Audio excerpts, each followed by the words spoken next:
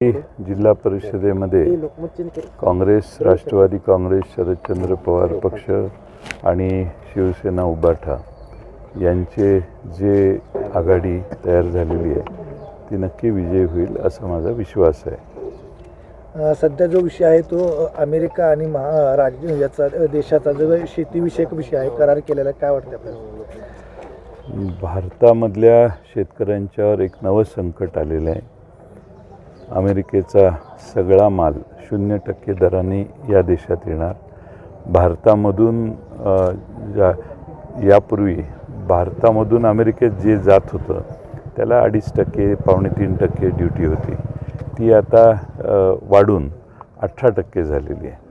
आणि त्यामुळं अमेरिकेचे दूध पदार्थ 0% भारतात येणार आणि भारताचे कुठलाही पदार्थ 18% कर भरल्याशिवाय अमेरिकेत शिरणार नाही।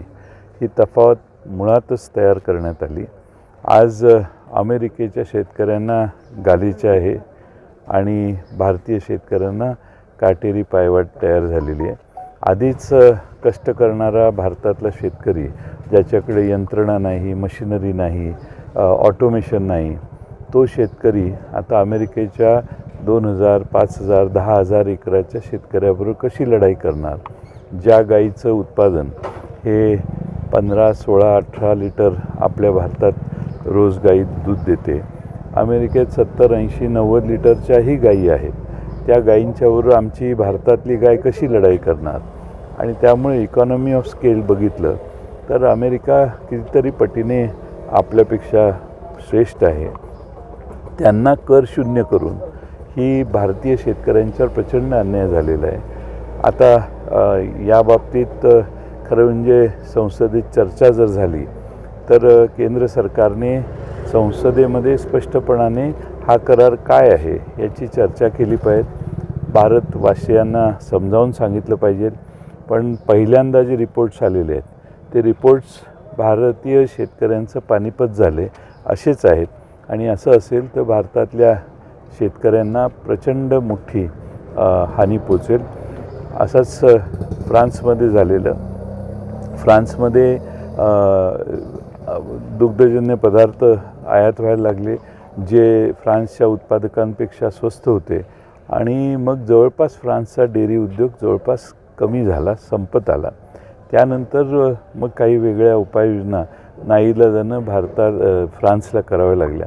आज भारतातला शेतकरी जो गाईचा गोठा सांभाळतो, जो 2 एकर शेती करतो, जो सोयाबीन करतो, कपास करतो, जो ऊस करतो, जो डाळिंबाची बाग लावतो, केळ्याची बाग लावतो, या सगळ्यांना अमेरिकेची उत्पादनं सहजासहजी किमतीमध्ये हरवू शकतात आणि मग मात्र आपला शेतकरी टिकणार नाही।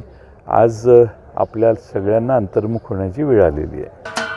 महाराष्ट्राचे सर्वमान्य दैनिक समर्थ गावकरी अहमदनगर, पुणे, नाशिक, जळगाव, धुळे, नंदुरबार, सोलापूर, कोल्हापूर, सांगली, सातारा, मुंबई, ठाणे, पालघर, रत्नागिरी, रायगड, सिंधुदुर्ग, नांदेड, उस्मानाबाद, बीड, औरंगाबाद, नागपूर, गडचिरोली, भंडारा, गोंदिया, अकोला, यवतमाळ, बुलढाणा येथून एकाच वेळी प्रसिद्ध होणारे एकमेव दैनिक, सर्वसामान्य जनतेचे खुले व्यासपीठ। संपादक आहेत विश्वासराव आरोटे। मोबाईल नंबर आहे 94 23 38 85 08। दुसरा मोबाईल नंबर 94 23 46 72 72। तिसरा मोबाईल नंबर 75 88 15 0001। वेबसाईट आहे sgavkari.com। मेल आयडी आहे aklgavkari@gmail.com।